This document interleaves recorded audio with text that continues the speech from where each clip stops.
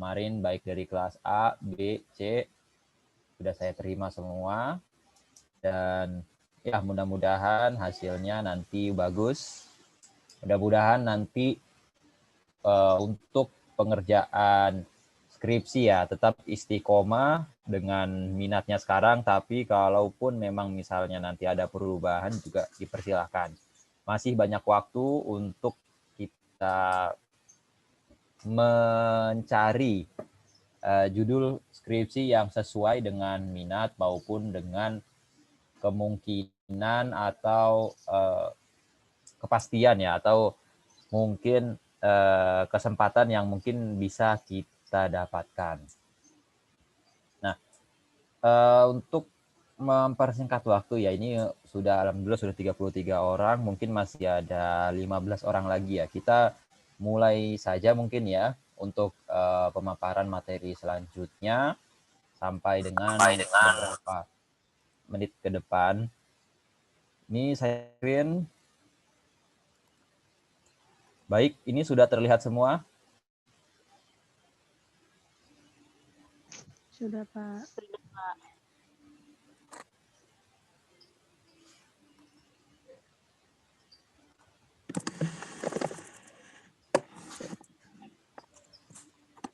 Untuk hari ini kita akan mempelajari terkait dengan teknik pengambilan sampel dalam penelitian. Umumnya teknik pengambilan sampel ini umum diambil dalam penelitian kuantitatif, namun juga dalam penelitian kualitatif pun juga biasa diambil juga. Nah, namun dari sini kita akan membahas mengapa sampel itu penting dalam sebuah penelitian.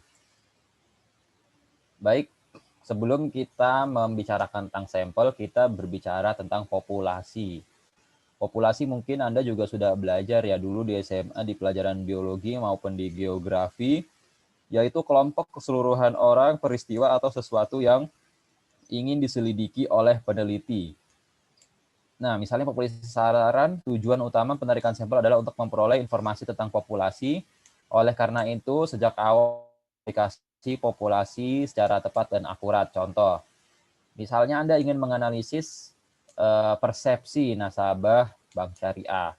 Tentu populasinya ya nasabah di bank syariah tersebut, bukan misalnya nasabah di bank syariah yang lain. Anggaplah misalnya nasabah bank syariah, BNI Syariah, kantor cabang KCP Ciputat yang depan kampus. Berarti populasinya ya nasabah yang terdaftar di situ. Sementara nasabah BNI Syariah yang di kantor lain, yang terdaftar di kantor lain tentu tidak termasuk. Kemudian populasi sasaran untuk calon mahasiswa potensial misalnya adalah siswa SMA. Kenapa? Karena nanti insya Allah siswa SMA ini akan meneruskan pendidikan ke jenjang yang lebih tinggi, yaitu perguruan tinggi. Elemen yaitu suatu anggota tunggal dari populasi. Misalnya jika terdapat 200 penumpang pesawat dalam satu penerbangan, maka setiap penumpang pesawat tersebut merupakan elemen dari populasi. Jadi siapa saja gitu yang termasuk dalam populasinya. Nah, sampel itu adalah beberapa anggota atau sebagian dari populasi yang mencakup jumlah anggota yang dipilih dari populasi sehingga sebagian elemen dari populasi merupakan sampel. Jadi begini, Anda misalnya ingin, ya contoh sederhana ya, ingin membeli mangga atau jeruk lah, jeruk di tukang buah. Bagaimana Anda tahu misalnya Anda kan ingin beli 10 kg jeruk, karena misalnya akan ada acara di kampus, tugasan untuk beli itu. Bagaimana Anda memastikan bahwa jeruk yang dibeli itu manis gitu ya, manis, tidak busuk, kemudian tampilannya juga cukup menarik. Tentu kalau misalnya Anda ingin tahu ini manis atau tidak mungkin kan Anda mencicipi dan membukanya satu persatu. Iya, kalau memang jadi beli. Kalau tidak jadi beli ya pedagangnya ya nanti tidak tidak bisa ngambil untung. Jadi Anda biasanya kan Anda biasanya kan nyobain beberapa buah, misalnya acak ya, secara acak 3 buah dicobain satu-satu, kemudian oh iya ini rasanya manis. Atau misalnya Anda ingin membeli beras 1 karung. Untuk Anda beli beras 1 karung atau 2 karung, Anda tidak bisa memastikan satu persatu semuanya seperti apa. Anda cukup segenggam beras, kemudian dilihat berasnya ini wangi atau tidak, berdebu atau tidak, banyak batunya, banyak kutunya, banyak gabahnya atau tidak. Jadi cukup mengambil sebagian sampel untuk mewakili dari sebuah populasi. Itu yang dinamakan sebagai sampel. Nah, ini penting dalam penelitian karena berkaitan dengan kredibilitas dan mutu penelitian serta biaya penelitian yang harus dibayar. Nah, contoh lagi, ini alasannya ya, kenapa harus mengambil sampel, karena sulit mengambil seluruh populasi atau mensensus menjadi data penelitian. Karena pertama, populasi demikian banyaknya sehingga dalam prakteknya tidak mungkin seluruh elemen diteliti. Sensus penduduk gitu ya, menghitung jumlah penduduk di Indonesia sendiri itu hanya dilakukan 10 tahun sekali. Kenapa? Karena biayanya mahal, resource-nya mahal, anggotanya pun juga harus banyak, dan harus mendatangi satu-satu. Maka tidak mungkin kalau misalnya dalam suatu penelitian selalu mensensus. Ada keterbatasan waktu penelitian juga, keterbatasan biaya, keterbatasan SDM yang tadi sudah dikemukakan, sehingga peneliti harus telah puas jika meneliti sebagian dari elemen penelitian. Yang penting telah mewakili dari populasi yang ada. Contoh misalnya, nanti kan mau ada pilkada serentak nih. Biasanya kalau pilkada serentak, itu kan TV itu rame sama hitung-hitungan quick count. Nah, hitung-hitungan quick count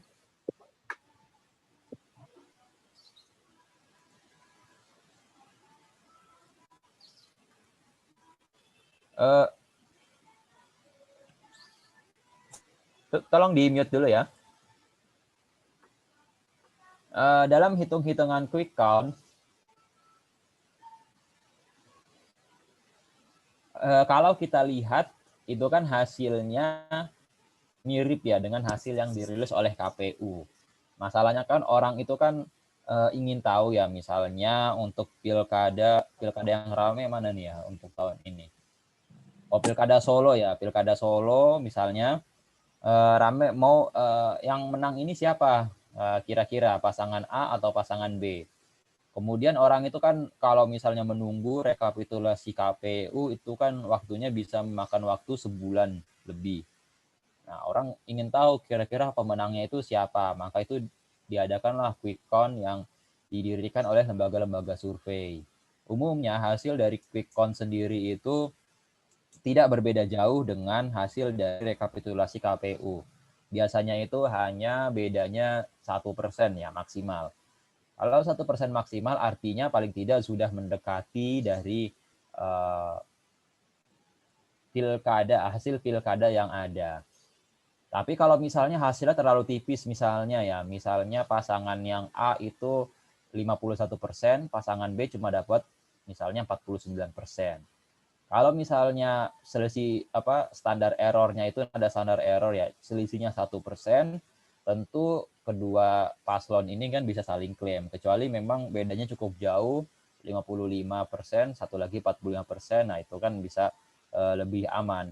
Namun dari sini bisa dilihat bahwa paling tidak dengan mengambil sampel yang ada itu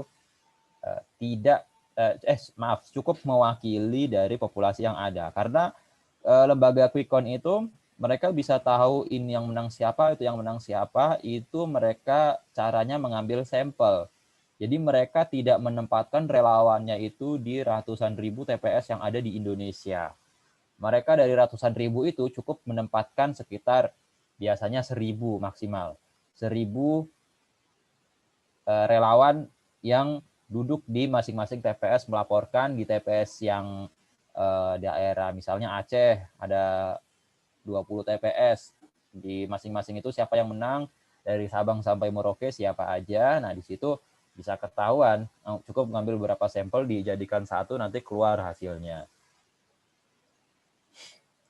Baik, bahkan kadang dalam penelitian dilakukan terhadap sampel bisa lebih reliable terhadap populasi. Misalnya, nah ini, karena untuk sensus sendiri itu kan kadang-kadang memang melelahkan ya.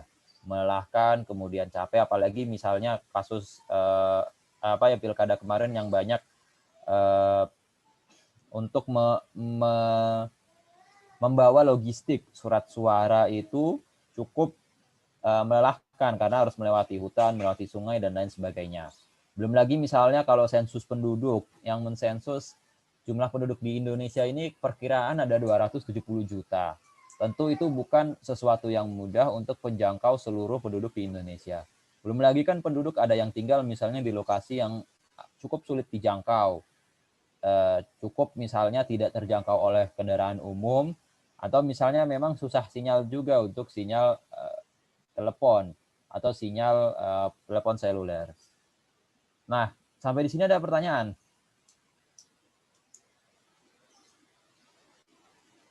Oke, ini kriteria sampel dapat mewakili populasi apabila sampel harus mengandung dua kriteria, yaitu cermat, akurasi, dan tepat. Kriteria cermat di sini agar sampel diambil tidak akan bias, sehingga sampel memberikan reaksi yang tidak berlebihan, tetapi memberikan reaksi wajar. Dan tepat artinya mewakili keseluruhan populasi tersebut. Nah, ini kalau misalnya di kuantitatif ini ada uji, yang atas ini cermat ini uji reliabilitas, dan tepat itu uji validitas. Baik, sampai di sini ada pertanyaan dulu, silahkan.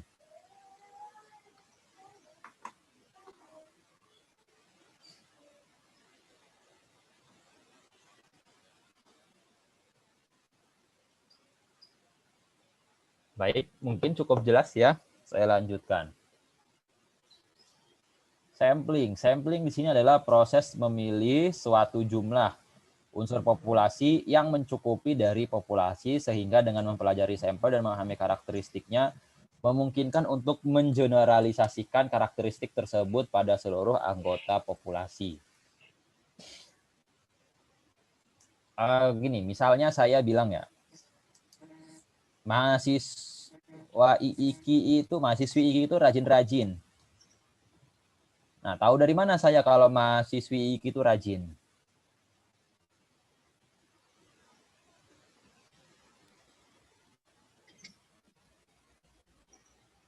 Mungkin saya melihat ada si Fulana 1, Fulana 2, Fulana 3.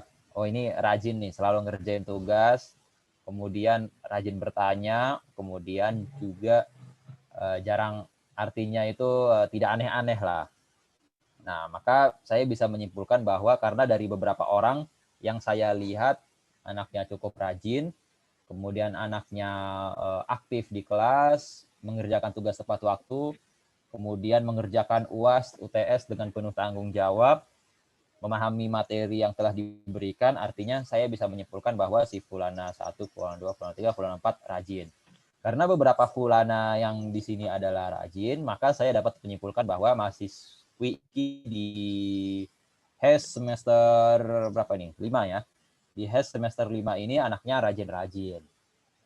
Nah, tapi untuk kita menentukan itu kan ada teknik-tekniknya untuk menentukan sampel itu. Yang pertama itu ada yang dinamakan sebagai probability sampling, dan yang kedua itu non-probability sampling.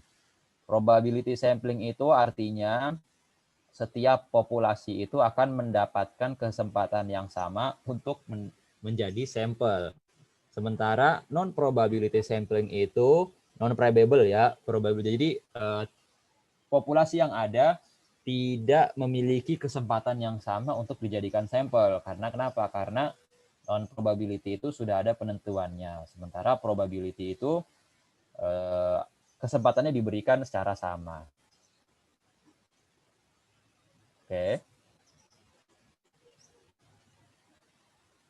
Ini tahap pengambilan sampel. Yang pertama itu kita definisikan dulu populasi yang diamati. Misalnya, saya ingin mengambil populasi mahasiswa IIKI.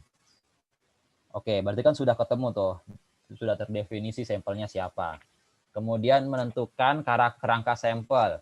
Kerangka sampel itu tekniknya seperti apa? Artinya misalnya saya tentukan kira-kira berapa banyak sampel atau individu yang ingin saya jadikan sebagai responden. Selanjutnya adalah menentukan teknik atau metode sampling yang tepat. Nah, teknik yang tadi ini, nah kira-kira saya ngambil yang mana ini kira-kira yang tepat dengan penelitian yang akan saya lakukan. Nah, kita menentukan ini bagaimana caranya, tentu harus didasarkan pada kita itu sebenarnya mau meneliti apa, topik penelitian kita apa, kerangka pikir kita itu seperti apa, review penelitian terdahulu kita bagaimana, dan jawaban yang kita inginkan itu seperti apa. Nanti kita akan bisa untuk menentukan kira-kira sampel mana yang akan kita analisis. Kemudian selanjutnya melakukan pengambilan sampel atau mengumpulkan data.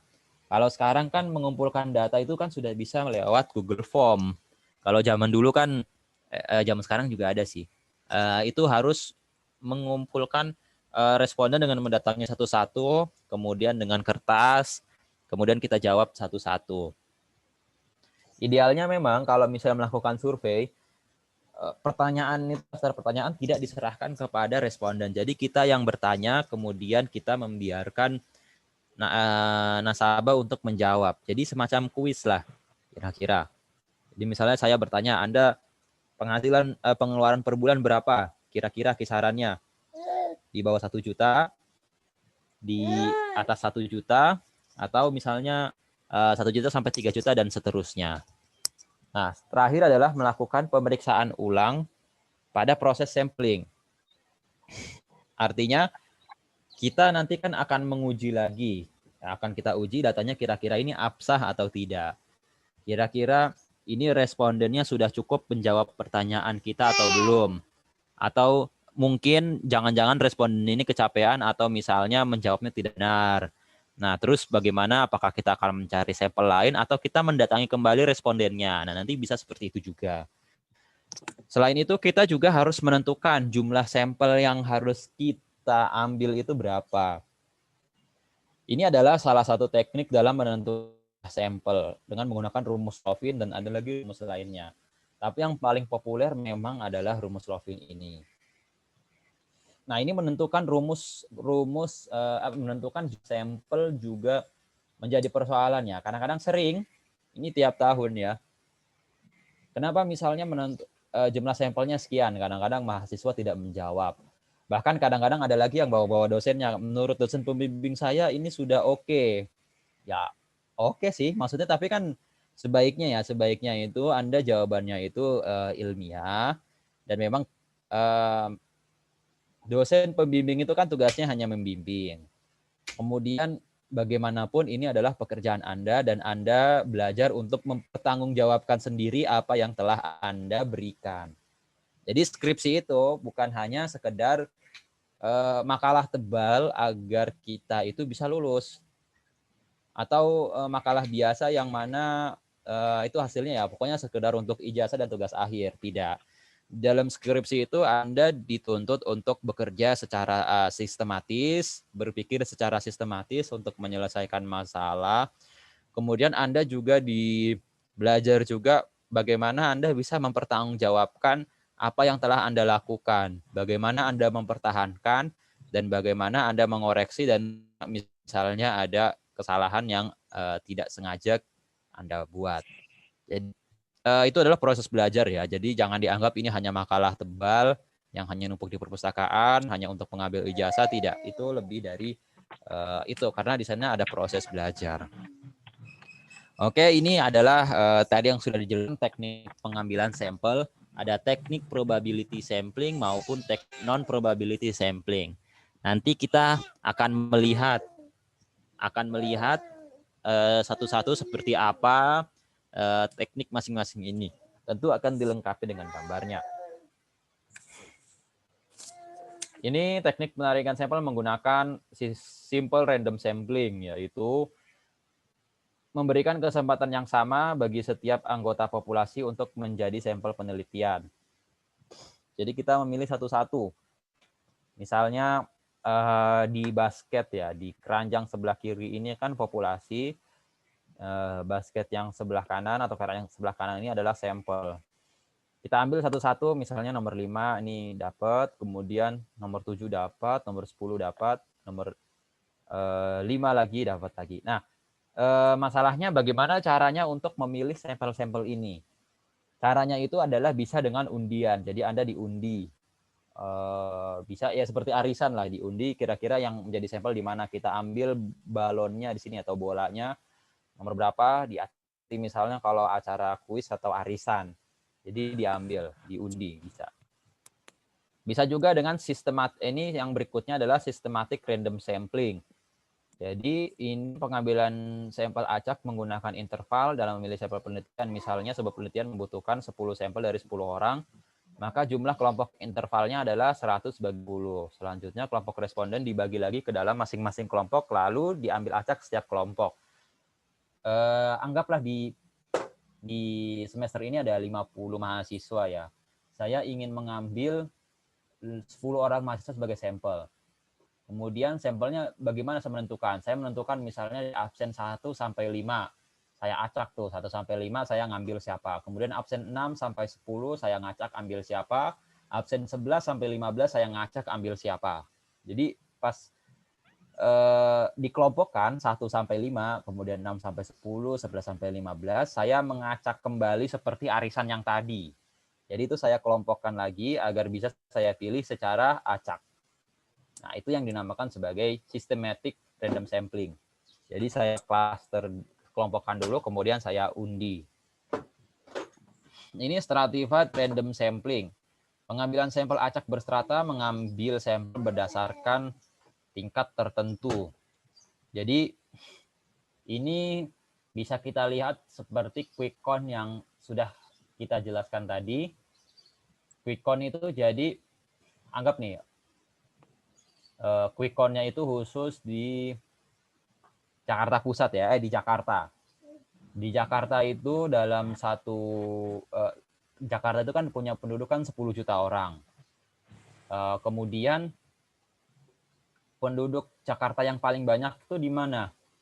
Yang paling banyak itu kalau tidak salah ya, kalau tidak salah itu di Jakarta Timur, anggaplah misalnya 3 juta, kemudian di Jakarta Barat juga 3 juta, Jakarta Pusat, kemudian Selatan dan Utara masing-masing 2 juta. Nah, kemudian saya ingin mengambil sampel, saya punya 10. Punya 10, ini sebentar saya harus nulis ya. Nggak kebayang kayaknya.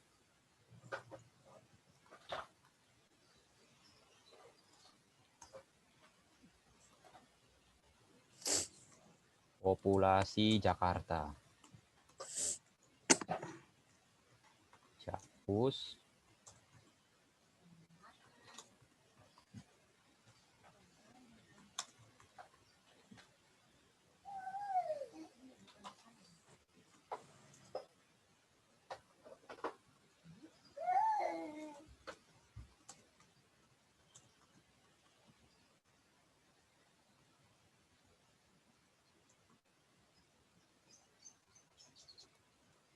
Waduh, hilang.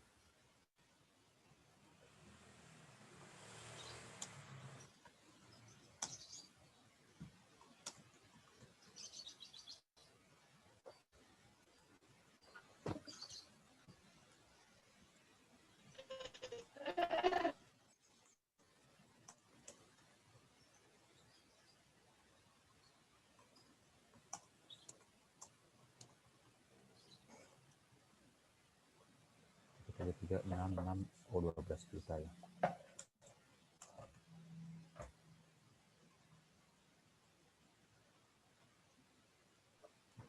Bulat aja angkanya biar gampang. 120. Halo, masih dengar? Baik, berarti kalau Jakpus, Jaksel, Jakut, kira-kira ngambil sampelnya berapa orang? Berapa orang?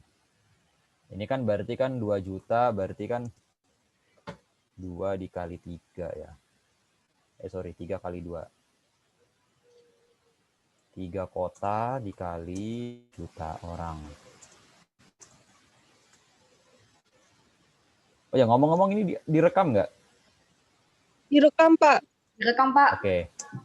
2 kota dikali 3 juta. Nah, ini yang banyak penduduknya yang mana nih? Daerah Jakbar Jaktim atau Jakpus Jaksel Jakput? Sama Jakbar Jaktim. Jakbar Jaktim ya kalau misalnya per individu. Artinya kalau misalnya saya ingin mengambil sampel itu harus bisa nggak kira-kira 120 bagi 5 saya ternyata ngambil sampelnya ini sama semua nih, Jakpus 24, Jaksel 24, Jakput 24, Jakbar 24, Jaktim 24. Gimana menurut Anda? Apakah itu sudah benar atau harus disesuaikan dengan jumlah populasi? Disesuaikan ya, Pak. Ikan ya Pak. Ya, Jaktim lebih sesuai. banyak. Ya, Jakbar dan Jaktim harus lebih banyak, harus proporsional. Nah, berarti Jakbar Jaktim misalnya 120, karena ini kita bagi rata ya, bagi rata sesuai dengan jumlah penduduknya, maka di sini ngambilnya sekitar 30 sampel, masing-masing 30 sampel. Iya tidak? Iya. Iyanya nggak yakin gitu. Twinnya gimana, Pak? 30. Nah, jadi Apa diubah persentase? Jadi ini susahnya nggak ada papan tulis ya. Bentar, digeser dulu.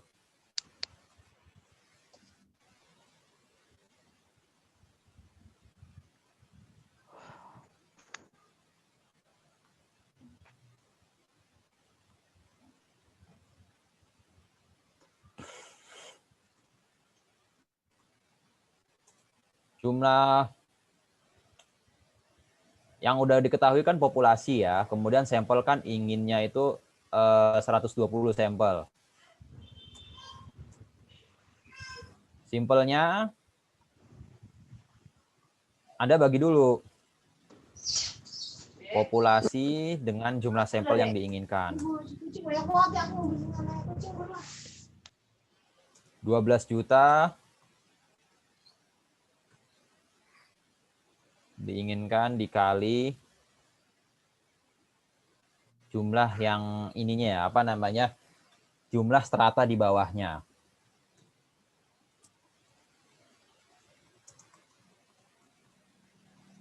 Berarti 12 juta dibagi 120.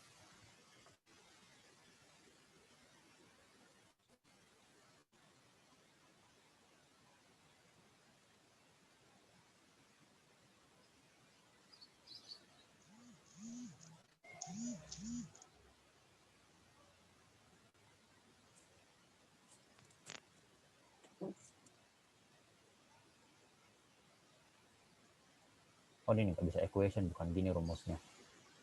Nggak ada equation ya. Coba menunya ini, insert, equation. Oh, ini dia nih, ada.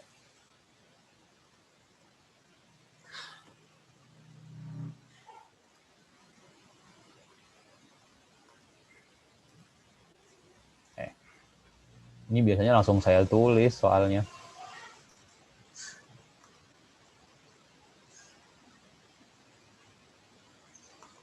Oh, kok nggak nongol?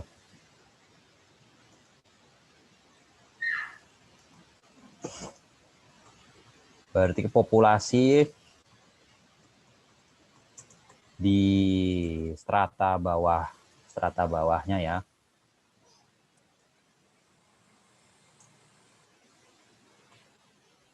Kemudian di bawahnya lagi itu populasi di sampel yang diinginkan. Populasi ini dibagi jumlah sampel.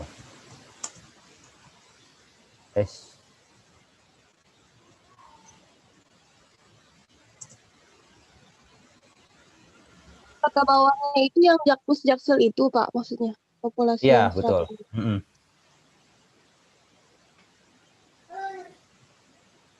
Kenapa begini ya? Bagi sampel deh.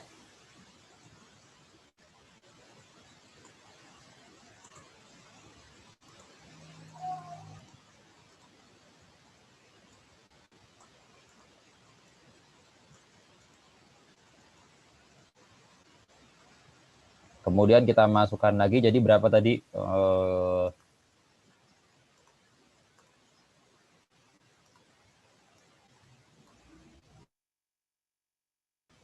12 juta. Bukan 12 juta. Anggaplah 2 kita itu juta. mau tahu misalnya di daerah Jakpus. Jakpus, misalnya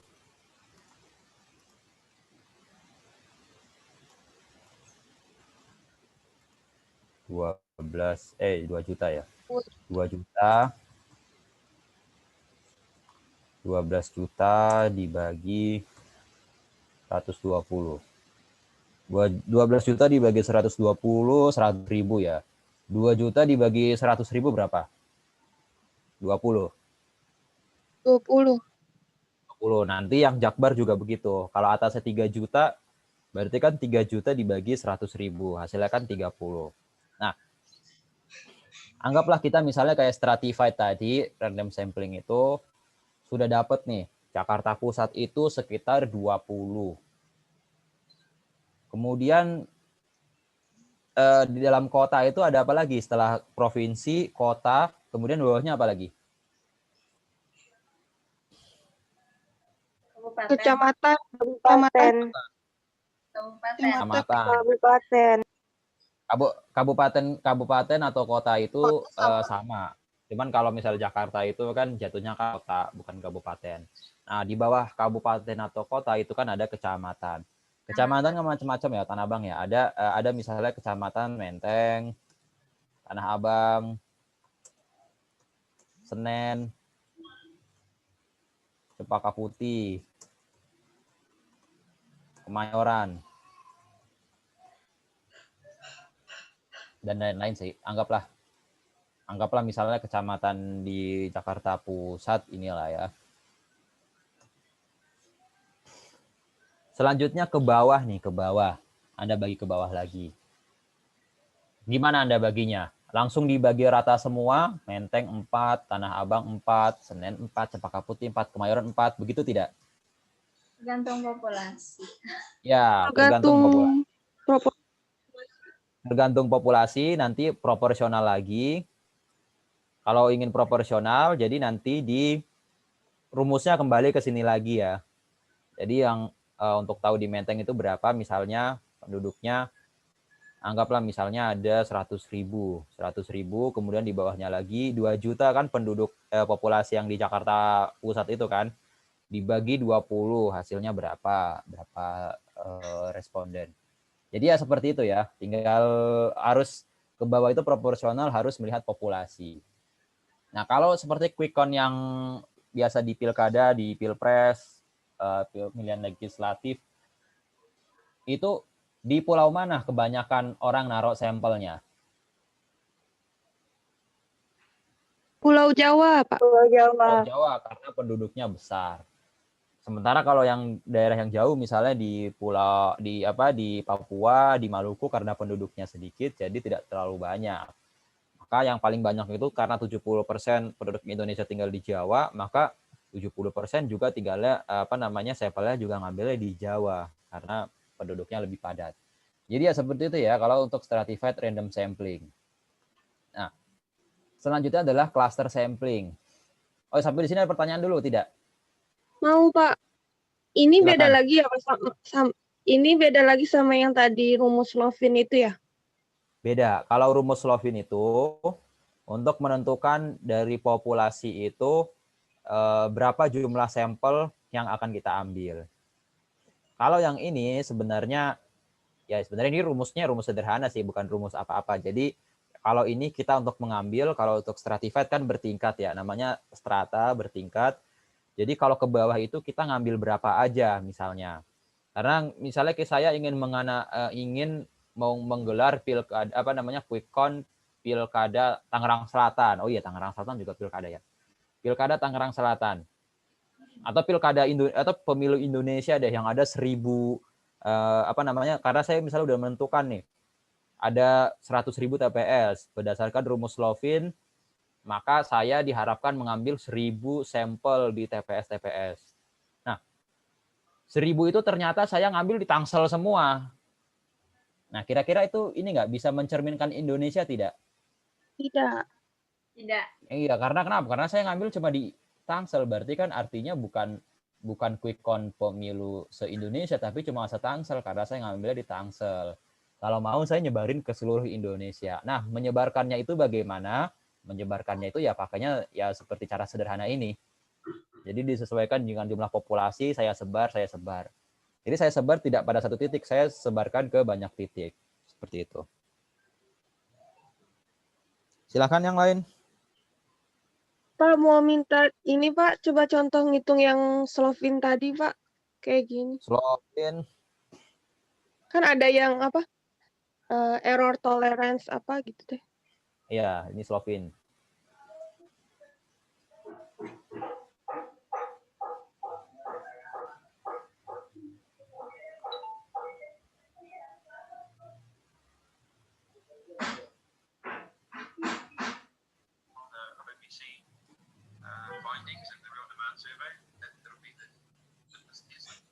Oke, ini mungkin ada suara sedikit ya, maaf. Saya juga ada agenda lain, rapat lain. Jadi paralel aja.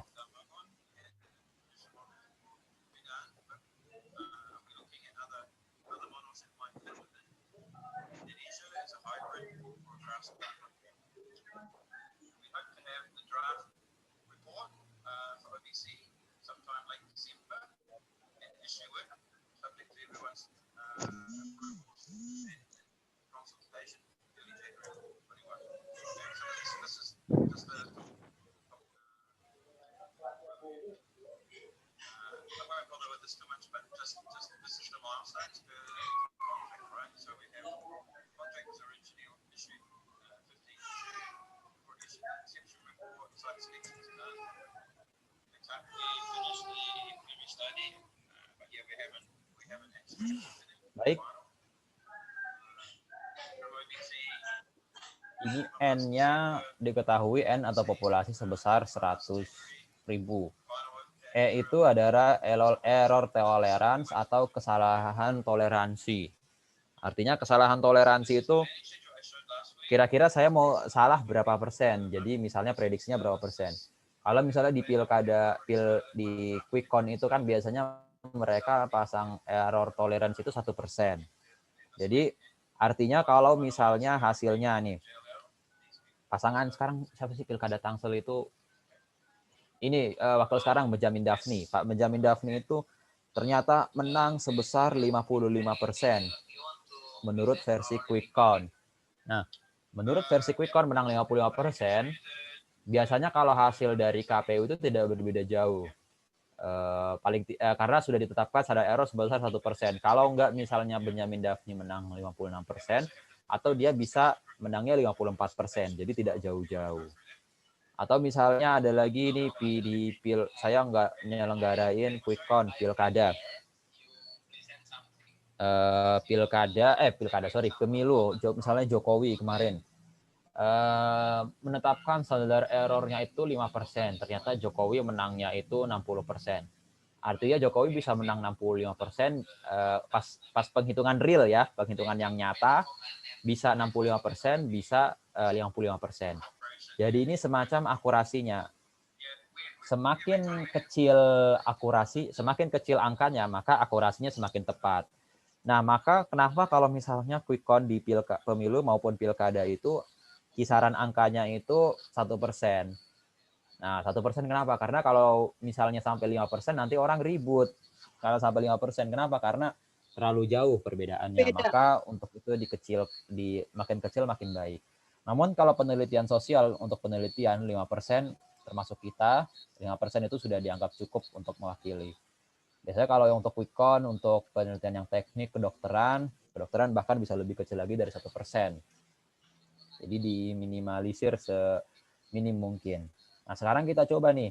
Kalau misalnya jumlah sampelnya itu 100.000 orang dengan standar error yang kita tetapkan 5%. Umumnya 5% ya, ini semacam konsensus, jadi Anda bisa menetapkan yang lebih banyak juga. Nah, makin kecil error ini, ini yang kita tentukan, maka makin banyak sampel juga yang harus kita sediakan, yang harus kita ambil. Coba kita hitungin bareng-bareng. Anda coba hitung dulu ya, itu kita hitung sama-sama. Anda menghitung juga.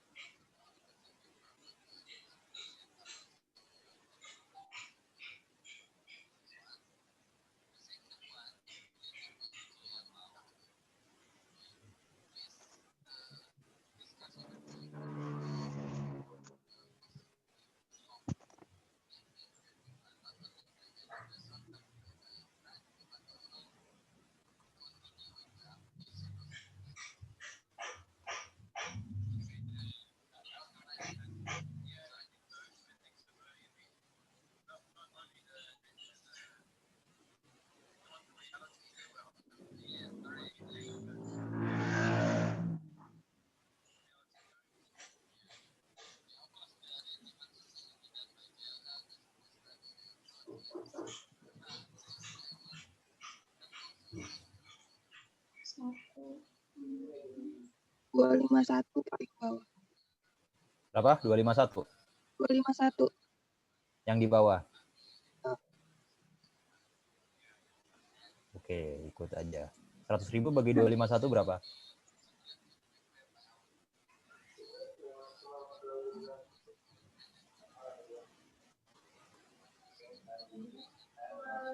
$398 bukan? 398,4 Bang. Oh, 398 aja. Baik, ini adalah hasil dari sampelnya berapa? 398. Dengan standar error 5%. Jadi kalau misalnya Anda ingin menganalisis persepsi 100.000 orang ini, tidak perlu ngambil 100.000 orang, cukup ngambil 398 orang. Nah, untuk lebih lanjutnya itu nanti Anda juga bisa melihat tabel Slovin ya. Tabel rumus Slovin itu seperti apa, nanti bisa Anda ambil. Iya, ya, bentar, ini lagi ngajar. Nanti lagi ngajar, bentar ya. Iya, maaf. Ini apa yang mana ya? Tabel Slovin. Oh ya, tabel rumus Slovin nanti tinggal Anda pelajari dari tabel rumus Slovin itu. Bukan pelajaran, nanti Anda lihat misalnya ada juga yang sampel, misalnya ada yang 100 orang, 200 orang itu berapa, 300 orang berapa, itu sudah ditentukan, jadi tidak perlu dihitung. Tapi kadang-kadang ada juga yang memang angkanya itu memang tidak bulat. Jadi tentu kesulitan juga kalau melihat tabel. Baik, sampai sini ada pertanyaan? Pak, Ya? misalkan judul skripsinya pengetahuan mahasiswa IKI tentang akad apa gitu. Berarti ini yang jadi besar populasi jumlahnya itu semua jumlah mahasiswa di IKI gitu ya Pak? Yang Ya, N betul. besarnya. N besarnya iya. Kalau misalnya judulnya kita adalah Fakultas Syariah, berarti N besarnya itu ya populasinya ya mahasiswa di Fakultas Syariah, tergantung dari judulnya. Misalkan kita sampelnya itu lebih banyak, kan misalkan Fakultas Syariah kan sedikit tuh Pak. Kita lebih banyak dari yang Slovin ini maksudnya. Nggak Pak, boleh nggak sih Pak? Maksudnya kita melebihi gitu.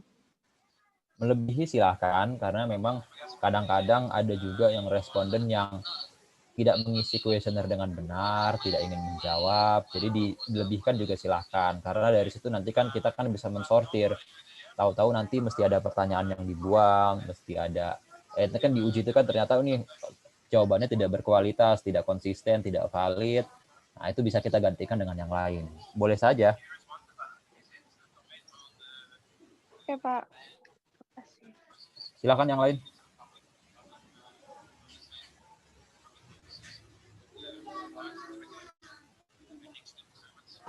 Kita kalau populasinya sedikit itu tetap 5% errornya. Misalnya berapa? Misalkan 200 orang. 200 orang tergantung sih, bisa 1% juga bisa, tapi konsekuensinya memang nanti akan terlalu banyak. Akan makin banyak datanya. Nah, tapi kadang kalau misalnya memang populasinya itu misalnya ya 200 orang, atau bahkan gitu ada yang kurang dari 200 orang, misalnya cuma 100 orang ya, 100 orang ya mungkin tidak perlu pakai sampel, jadi semua populasi yang Anda ambil. Atau misalnya Anda ingin bikin judul tingkat pengetahuan mahasiswa terhadap akad-akad syariah di mahasiswa semester 5 Hukum Ekonomi Syariah. Jumlahnya berapa? 50 orang kan ya? 50, apakah Anda perlu melakukan sampling? Nggak usah. Nah, kalau misalnya memang jumlahnya itu sedikit, tentu sepertinya tidak perlu untuk melakukan sampling. Jadi yang Anda angkat ini adalah langsung populasi. Apakah itu boleh? Tentu boleh. Kalau misalnya semua populasi, karena memang ya populasinya sedikit. Seperti itu.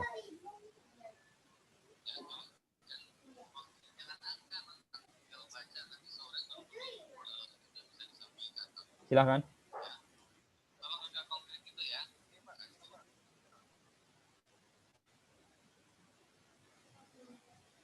Baik, bisa saya lanjutkan ya, sudah cukup jelas. Jelas, Pak.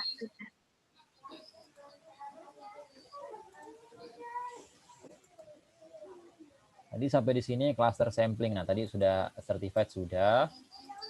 Terus sekarang adalah cluster. Nah, ini masih probability sampling. Jadi pengambilan sampel berdasarkan kelompok atau area tertentu. Jadi tujuan sampel ini adalah memperbandingkan bagian sampel yang berbeda dalam suatu instansi. Jadi anggaplah ini ya, tingkat kepuasan mahasiswi IIK terhadap pelayanan di kampus. Ini udah dikelompokkan nih ternyata nih. Di sini adalah misalnya prodi KPI. Ini adalah prodi hukum ekonomi syariah. Jadi ingin membandingkan dua ini nih, dibandingkan. Yang dinamakan sebagai cluster. Cluster itu artinya kan kelompok. Ada kelompok dalam kelompok. Paham di sini? Halo? Ya, Pak. Oke, membandingkan kepuasan kelompok KPI dengan kelompok yang ada di HES. Bagaimana terhadap kepuasan pelayanan akademik lah di IIK. Selanjutnya ada lagi multi-stage sampling.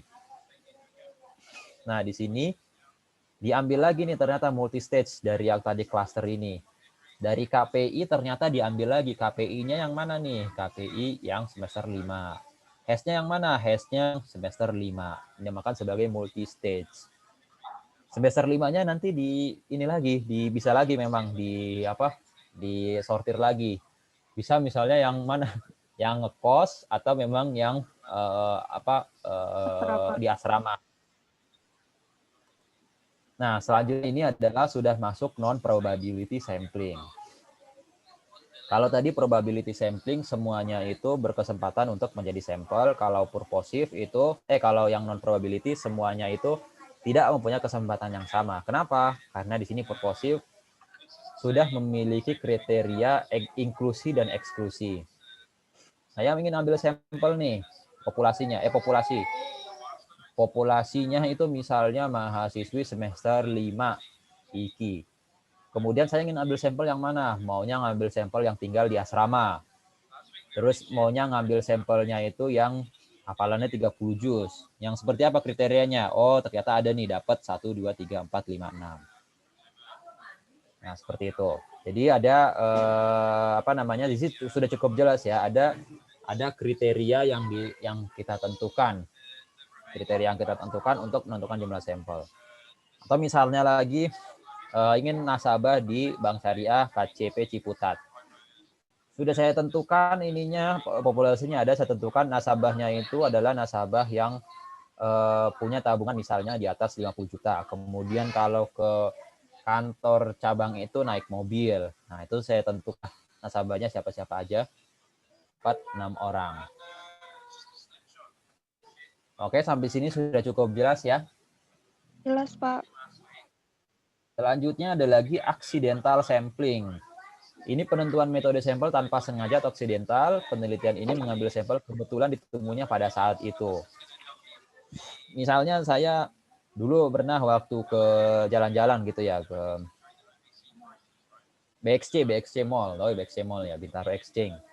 Waktu itu tiba-tiba ada datang survei untuk kepuasan di laboratorium Prodia. Ditanyain misalnya, Pak, permisi sebentar Pak, boleh tanya, kami dari Prodia, ini apakah Bapak pernah sebelumnya pernah berkunjung ke laboratorium Prodia? Tahu ya lab Prodia ya?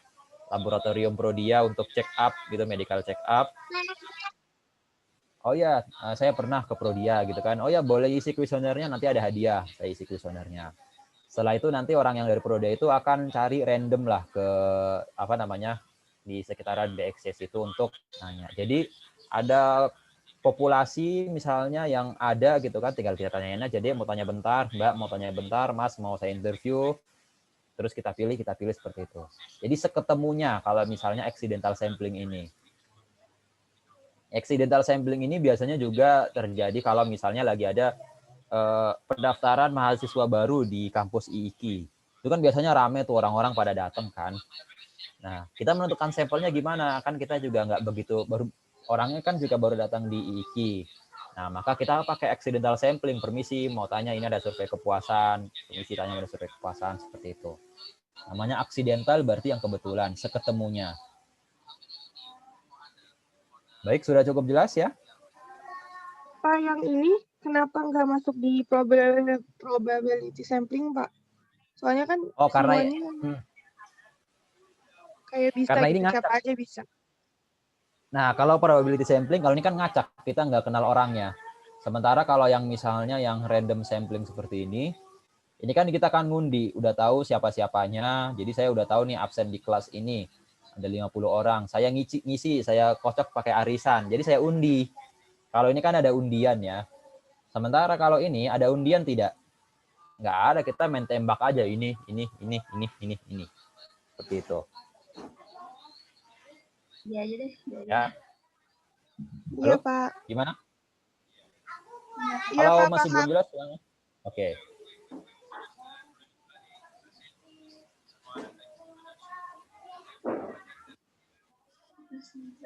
Nah, selanjutnya adalah kuota sampling. Ini mengambil kuota sampling, teknik ini mengambil jumlah sampel sebanyak jumlah yang telah ditentukan peneliti. Kelebihan metode ini itu praktis karena penelitian sudah diketahui sebelumnya, sedangkan kekurangannya penelitian ini bias karena cukup tinggi. Misalnya, saya ini ingin mengambil sampel dari kuota sampling ini adalah laki-laki dengan usia di atas 50 tahun. Ya, udah saya tentukan. Pokoknya yang saya ambil adalah laki-laki di atas usia 50 tahun. Pokoknya berapa aja, yang penting laki-laki di atas usia 50 tahun. Sampai misalnya sudah cukup penuh, baru ini sudah di ini. Nah, sementara kalau misalnya ada perempuan di atas 50 tahun, masuk nggak ke kuota sampling ini? Enggak. Ya, Pak. Ya, mau 50, mau di bawah 50 tidak masuk. Atau laki-laki misalnya di bawah 50, nggak masuk juga. Jadi yang masuk ini hanya laki-laki di atas 50 tahun. Sama Oke? kayak yang pertama dong ya, Pak? Ini. Nah, Purposif. purposif ini.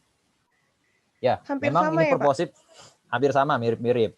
Cuma kalau yang ini kalau yang ini kan dia spesifikasinya kan lebih dari satu, udah ditetapkan berapa apa-apa saja bagaimana. Kalau yang ini kuota karena pokoknya di atas 50 tahun. Jadi memang beda-beda tipis sih, karena tapi kan ini hanya satu ini aja. Satu satu kriteria saja. Satu kriteria. Ya. Ya, silahkan ada lagi.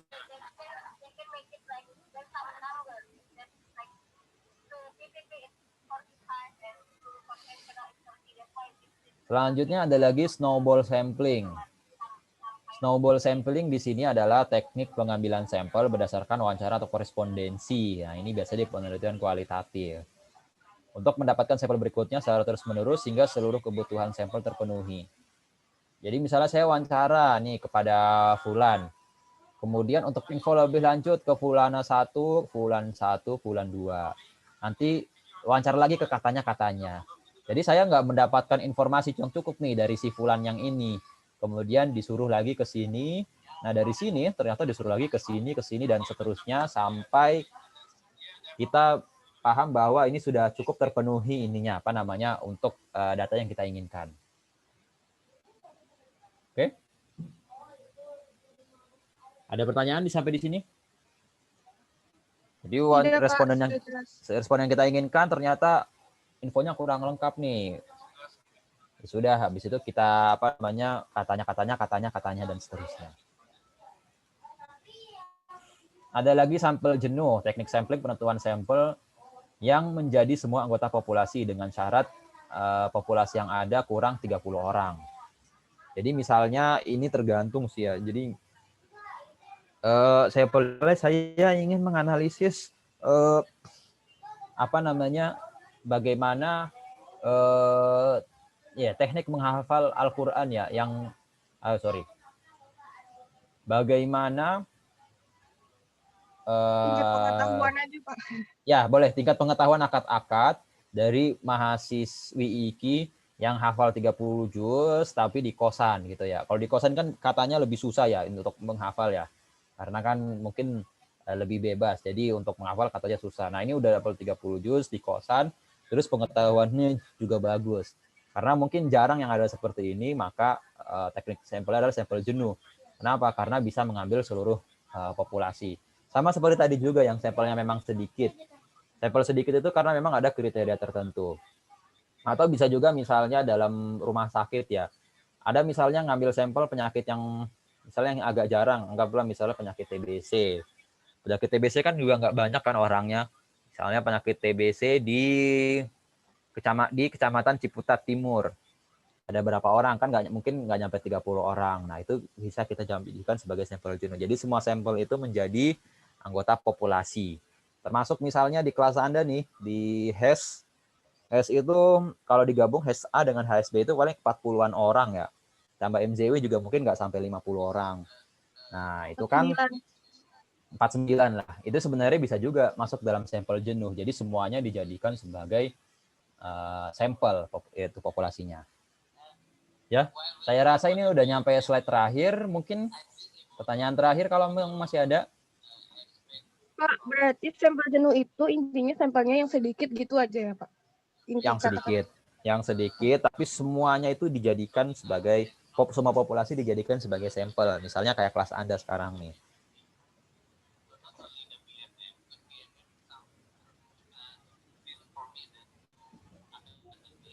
Bapak, kalau misalkan udah dapat nih sampelnya, udah dapat hasilnya, di skripsi itu ditulisnya semuanya per orang, semuanya atau disimpulkan gitu.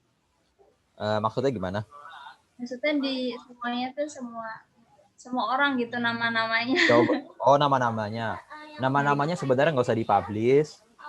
Yang dipublish itu cukup jawabannya. Nah, nanti biasanya hasil-hasilnya ya, karena kan nanti terlalu tebal ya. Jadi nanti setelah mengumpulkan kuesioner itu biasanya nanti kan direkap. Jadi rekapannya aja yang dikumpulin, rekapannya sama daftar pertanyaannya. Udah itu aja. Namanya nggak usah disebutin karena itu kan juga berkaitan dengan privasi responden ya.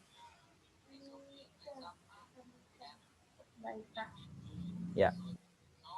Silakan. Sebelum kita mungkin ini.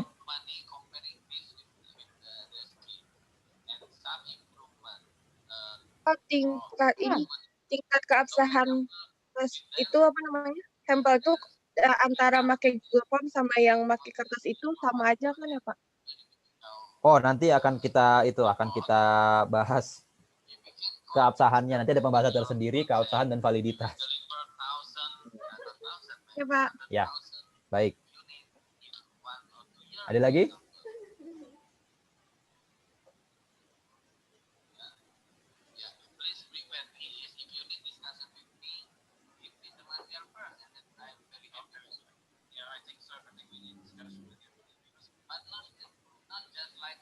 Baik.